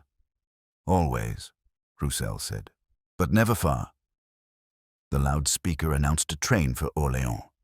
Passengers began to file past them, the sound of boots and heels on the wet platform boards. Roussel didn't move. You left the pension, Maigret said. I'd taken up too much space there. The concierge likes her rooms to forget people quickly. And the girl in 10? She will sew for another man and remember me as a story to tell when the work slows. They watched the train pull in, the hiss of steam filling the air. Maigret kept his voice low. You wrote to her. I did, Roussel said. I told her he waited, in his way. That was true. You saw him that night. I saw the place where he wasn't, Roussel said. The space was already there, Inspector. Sometimes the act is only catching up to the absence. The last of the passengers boarded. The guard called out. The whistle shrilled. Roussel made no move toward the train. He looked down the line as though the rails might bend back toward the bridge. You're not taking it, Maigret said. I wanted to see if I could, Roussel replied. Sometimes it's enough to know you could leave. Most people never find that out. They stood in silence until the train had gone, its tail lights swallowed by the mist.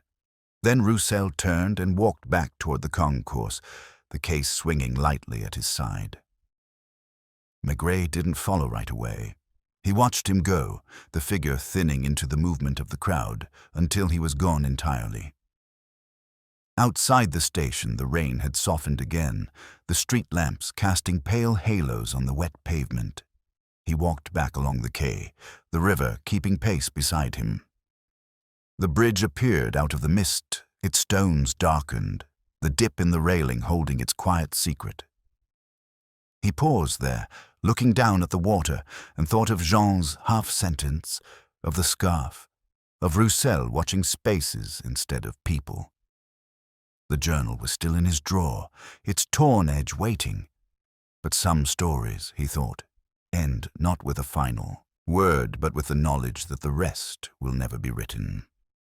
He lit his pipe, the flame small against the damp air, and let the smoke curl away toward the river. Then he turned for home, the sound of his footsteps blending with the rain, leaving the bridge to its own unbroken Thursday. The day after the station, Paris had the cleaned look it sometimes wears after a run of rain, as if the city had been rinsed and set back where it belonged. The air was cool without being unkind. At the quay, a short report from the river brigade waited under a paperweight shaped like a beetle someone had given him years ago. Formal sentences that avoided words they could not be sure of. No marks to insist on a hand. Water in the lungs.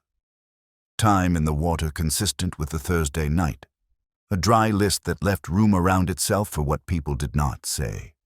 He read it twice and left it on the corner of the desk. Not hidden, not displayed. Something to reach for if anyone asked for a fact instead of a feeling. The journal was in the drawer, and he kept it there a moment longer, letting the quiet sit in the room until it felt like part of the furniture.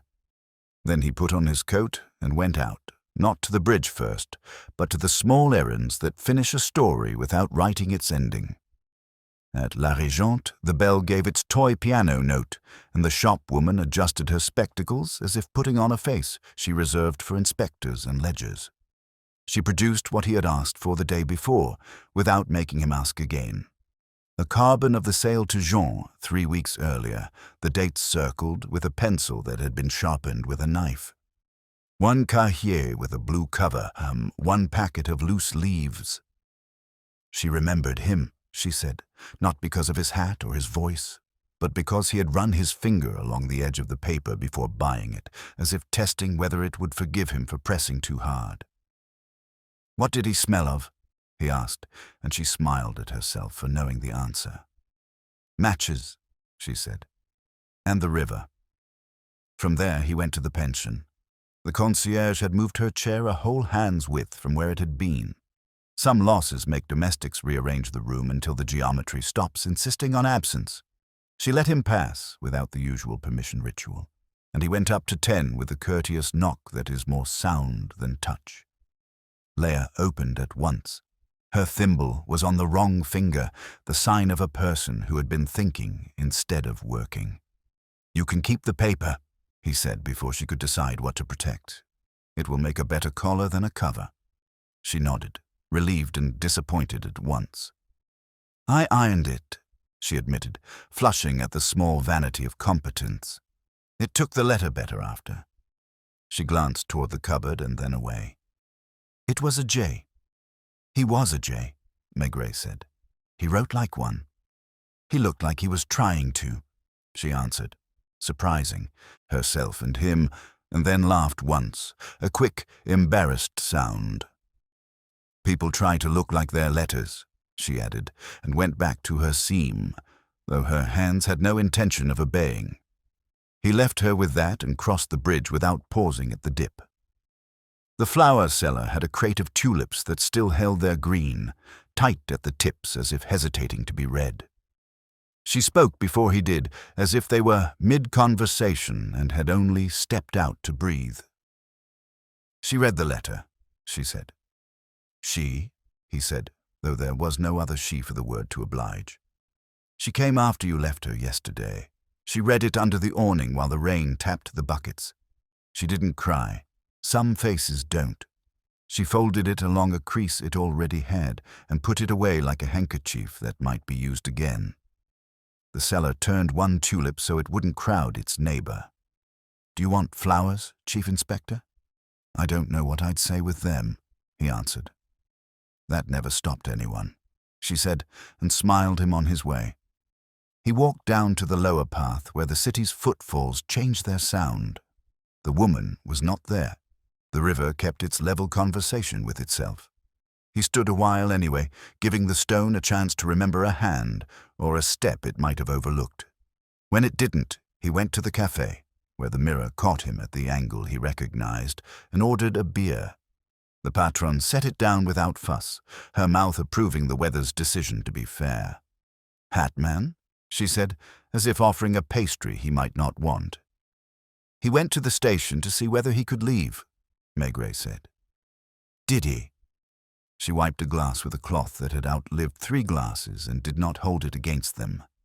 "He didn't." He took a deliberate sip. "He will stay until he doesn't." She nodded. "We all do. Your thin woman came last night. She sat and didn't order. I brought her water and put it down like it was an accident. She took out a letter and looked at it without looking. Then she put it away and watched the door as if it were the river." The patron tilted her head. "She left when the soup cart rattled past. Some people have decided not to be hungry."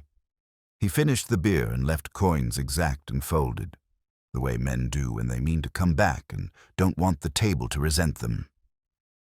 Back at the quay, a messenger from the river brought Jean's effects wrapped in brown paper, official string tied with respect. He untied it and found what he expected: the keys, the split-nib pen, the remnant of a ticket for a tram that no longer ran. No wallet now, the leather had given up. Only its memory in a rectangle of dark on the paper where it had lain to dry.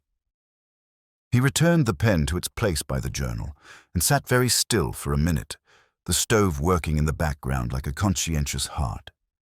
In the late afternoon, he climbed the stairs at home and let the smell of Madame Maigret's kitchen put his coat in a better world. She had a pot going that made sensible promises. On the sideboard, a small vase held 3 tulips, their stems cut again, the water clear. "I had to," she said, glancing at them as if complimenting a child that might learn to misbehave. Madame Pomard brought more down. She said the neighbor boys bought them to be sorry for something and then forgot to finish being sorry. She set the spoon down with the authority of a person who can always finish what others begin. "Did you finish yours?" "There wasn't one to finish," he said, and she considered that without asking for an explanation. "Then you can still eat," she said, practical as ever, and he smiled despite himself, and let the room make him human again.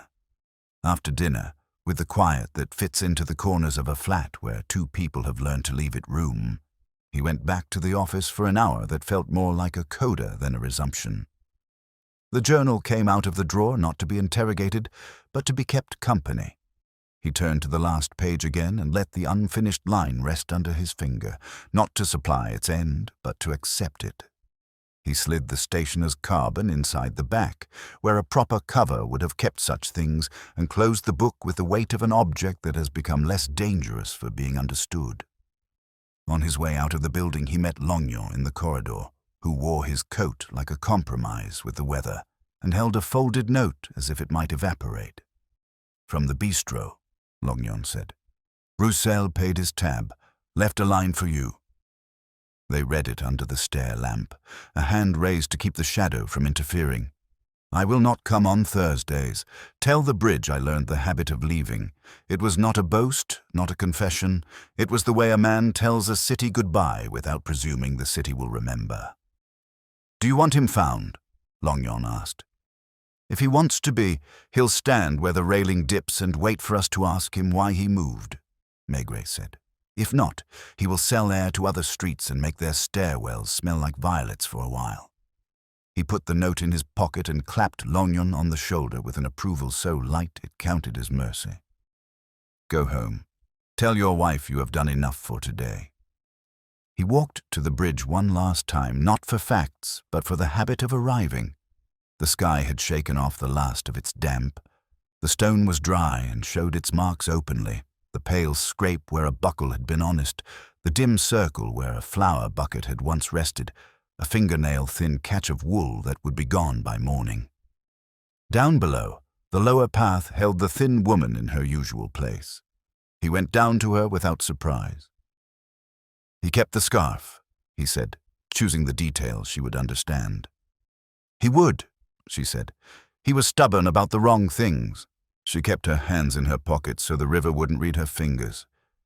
"I didn't come alone that night. I told myself I had. But I brought every Thursday we'd ever made. He couldn't stand under that weight." "Neither could you," he said. "No."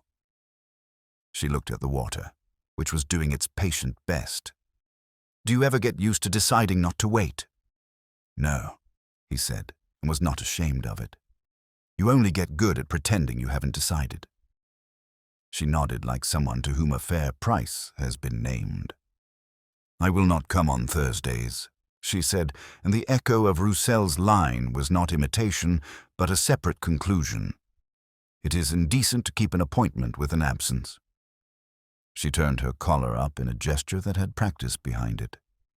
"Good night, Chief Inspector." "Good night."